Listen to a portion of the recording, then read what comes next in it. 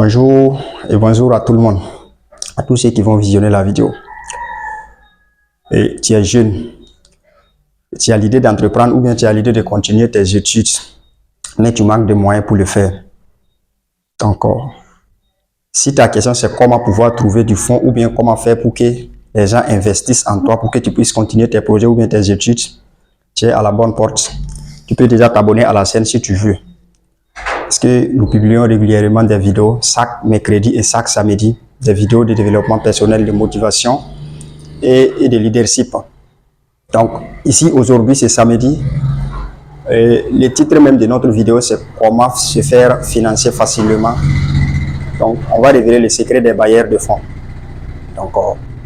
Donc si tu as pu suivre cette vidéo jusqu'à la fin, la douzaine de minutes, et je sais qu'à la fin de cette vidéo, tu pourras taper à n'importe quelle porte et tu seras financé facilement et sans souci.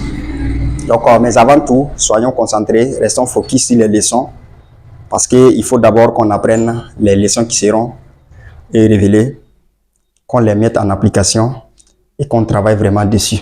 Parce que ce ne sont pas des choses qu'on invente, ce ne sont pas des choses artificielles, c'est naturel et ce sont des choses qui sont en nous-mêmes. Donc, et que nous devons travailler à les faire sortir. Donc, sans plus tarder, ces trois leçons qu'on a recensées. On a trois moyens, trois secrets.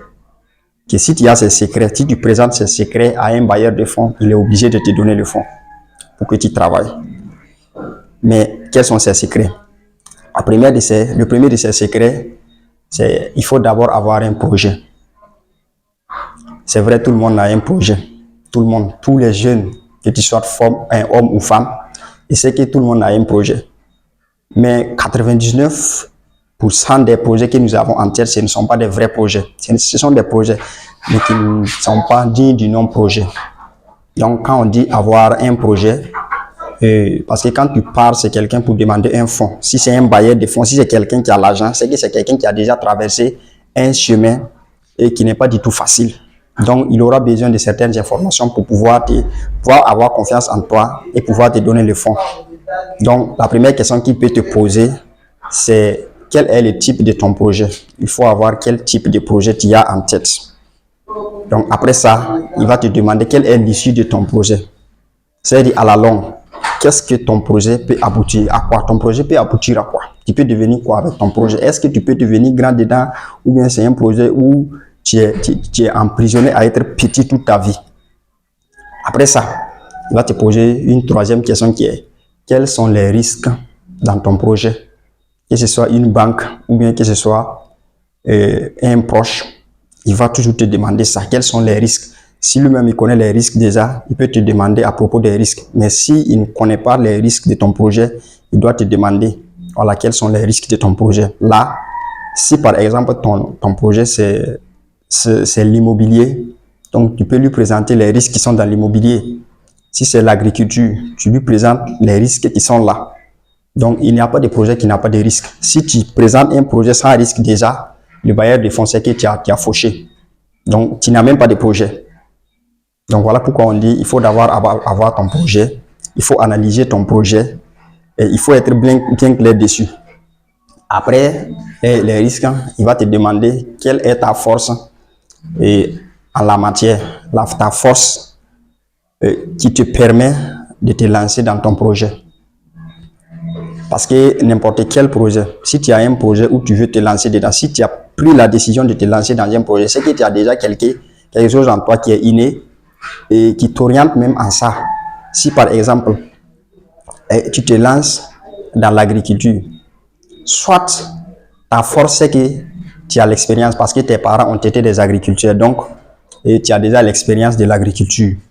Tu as suivi tes parents, tu as fait beaucoup de choses au sein qui fait que tu es déjà en contact avec la nature, tu es déjà en contact avec les récoltes, donc tu es familiarisé avec ça. Donc déjà ça c'est une force. Mais quelqu'un qui n'a pas encore mis un seul pied au champ, qui ne connaît pas les champs, qui ne connaît pas les récoltes, les types de récoltes et les semences qui sont adaptées au pays ou bien à la région, et cette personne ne peut pas demander un fonds pour faire de l'agriculture et puis va être accepté.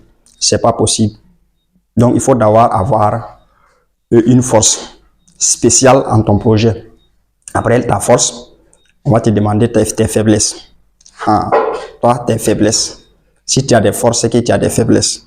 Et si tu envisages un projet, si c'est l'agriculture, et qu'est-ce qui peut te faire perdre de l'argent? L'argent que tu es en train de vouloir demander là, qu'est-ce qui peut te faire perdre cet argent-là? C'est peut-être la rareté des pluies. C'est peut-être... En tout cas, il y a des choses, il y a des faiblesses que tu dois indiquer. Si tu n'as pas pu indiquer des faiblesses, c'est que ton projet, ce n'est pas palpable, c'est pas réel. Si c'est réel, il doit y avoir des faiblesses. Donc ça, c'est la première leçon. Le premier secret, c'est avoir un projet. Il faut avoir un projet. Digne du nom projet, un vrai projet. Un projet où tu as aujourd'hui ton projet en tête. À minuit, on te réveille au sommeil, on te demande quel projet tu as en tête, tu dis le nom. Demain à minuit, on te demande encore, c'est le même nom que tu vas dire. À ce moment, on peut peut-être penser que c'est un projet digne du nom projet. Après, maintenant, il faut faire les études, les détails qu'on a abordés. Tu abordes tous ces détails. Après ces secrets, le deuxième secret, c'est qu'il faut d'abord commencer avec ton propre fonds. Il n'y a pas quelqu'un qui peut te donner du fonds pour que tu commences quelque chose que tu n'as jamais fait. C'est pas possible. Et il n'y a pas ce bailleur de fonds, il n'y a pas ce banque aussi, cette banque aussi, il n'y en a pas. Donc si tu pars demander quelque chose, on va te demander est-ce que tu as déjà fait, est-ce que tu as déjà été dans le projet dans lequel tu veux te lancer, est-ce que tu as de l'expérience? Ou bien même qu'est-ce que tu as fait? Parce qu'en réalité, si c'est un projet digne du non-projet, quand tu commences, si vraiment tu es audacieux à travailler, tu n'as pas besoin d'aller vers les bailleurs de fonds pour demander du fonds. Ton devoir, c'est d'être concentré sur ton projet, de travailler. Les gens vont ressentir ton audace, ton désir même de réussir dans ton visage. Et tu vas prouver des qualités qui vont faire que quand tu vas demander le fonds, c'est incontestable, on ne peut pas te le refuser. Mais d'abord, il faut travailler. Parce qu'on ne peut jamais avoir confiance en soi que par l'expérience. Si tu n'as pas l'expérience, tu ne peux pas avoir confiance en toi. Donc voilà pourquoi on dit, il faut avoir un projet digne du nom. Avoir un projet digne du nom. Voilà les détails qu'on a abordés. En bas de ces secrets, c'est dit que si tu n'as pas encore l'expérience, tu ne peux pas avoir ça. Tu ne peux pas connaître les types, tu ne peux pas connaître l'issue de ton projet, tu ne peux pas étudier les risques, les avantages. Et toi, ta force en la matière, ta faiblesse, tout ça, c'est après avoir été en contact avec ton projet que tu peux avoir tout ça, toutes ces informations. Donc, il faut d'abord commencer avec ce que tu as.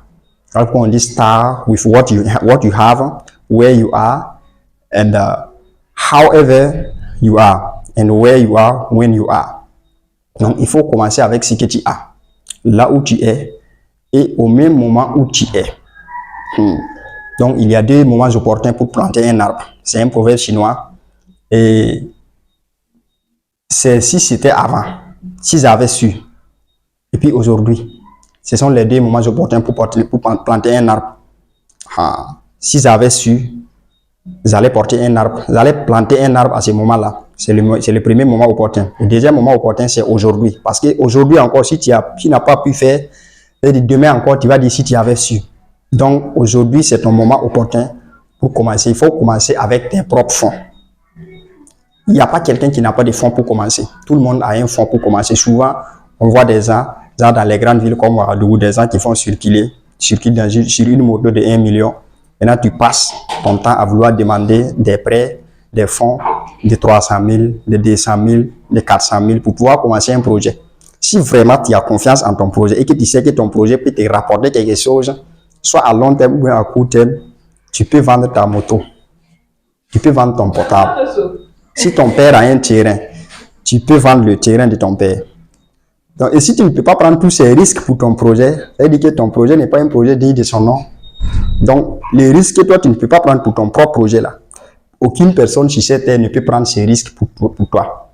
Il faut que d'abord, toi, tu prennes un risque pour ton projet.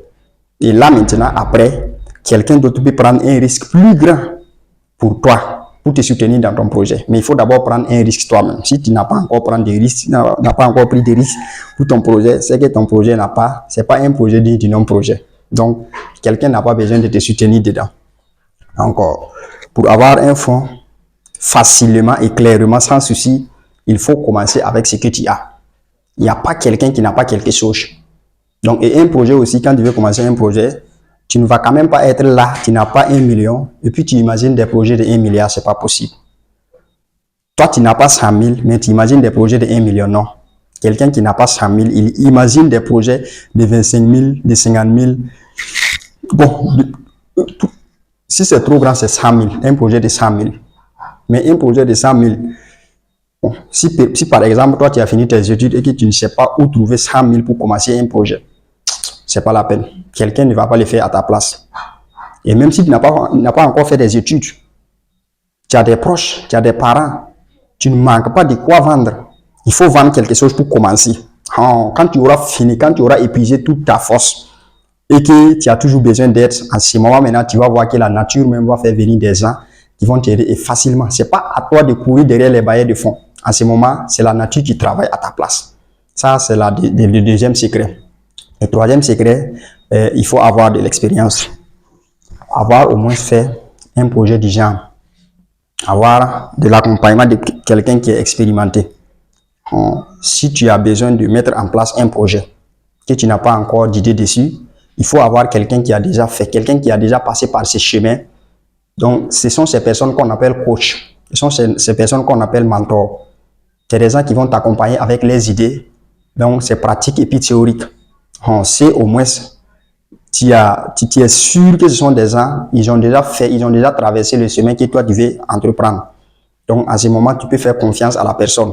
Donc, quand tu pars pour demander du fonds, on va te demander de l'expérience. Si tu sais que toi, tu n'as pas l'expérience, tu présentes celui qui a l'expérience, celui qui doit t'accompagner et qui a l'expérience, tu présentes cette personne. Et quand tu présentes cette personne et qu'on voit, si c'est une banque, la banque va vérifier l'expérience de la personne d'abord parce qu'il ne faut pas prendre un risque non calculé jusqu'à ce point. C'est vrai, il faut risquer, mais il ne faut pas prendre un risque qui n'est pas calculé. Voilà pourquoi il faut toujours demander d'après l'expérience. Donc, tu vas présenter celui qui a l'expérience, on va étudier son expérience, on va étudier ce qu'il a fait dedans. Il ne faut pas voir quelqu'un qui a commencé un projet, il n'a pas réussi dedans, il a eu peur des risques, il a fui. Maintenant, il te propose un accompagnement que tu vas payer par mois, même si tu vas payer une somme minime. Bon, toi, tu vois que c'est moins risqué, donc tu vas rentrer dedans. Mais là, la banque va étudier. Parce que toi, tu vois que c'est un petit risque, parce que c'est pas toi ton propre argent qui va rentrer. C'est l'argent de la banque. Donc, la banque doit étudier l'expérience qu'elle a. Donc, voici les 3 secrets. Si tu présentes ces secrets à un bailleur de fonds, il ne peut pas vous refuser le fonds. Mais il faut avoir tous ces 3 secrets. Le premier secret, il faut avoir le projet. Un projet digne du non-projet. C'est un projet où toi-même, tu peux risquer tout pour ce projet. Tu peux donner ta tête à couper pour ce projet. Donc, le deuxième secret, il faut commencer avec ton fonds. Il faut commencer avec ce que tu as. Quand on va voir que tu es un grouillard, qu'il y a quelqu'un qui travaille, mais que tu manques de moyens, en ce moment, on peut te porter coup de pouce. Donc, le troisième secret, c'est avoir l'expérience. Si tu n'as pas l'expérience, tu cherches quelqu'un qui a l'expérience pour qu'il t'accompagne. Donc, je vous remercie d'avoir visionné la vidéo. Donc, bon week-end à vous. Si vous ne vous êtes pas encore abonné à la chaîne, c'est le moment opportun pour le faire. Donc, likez la vidéo, laissez-moi un commentaire, dites-moi c'est quel type de projet vous avez et quel type de financement vous avez. Je ne suis pas un bailleur de fonds, je ne suis pas une banque, je n'ai pas de l'argent à vous prêter, mais on peut se partager de l'expérience pour que le cursus soit facile. On est tous jeunes, donc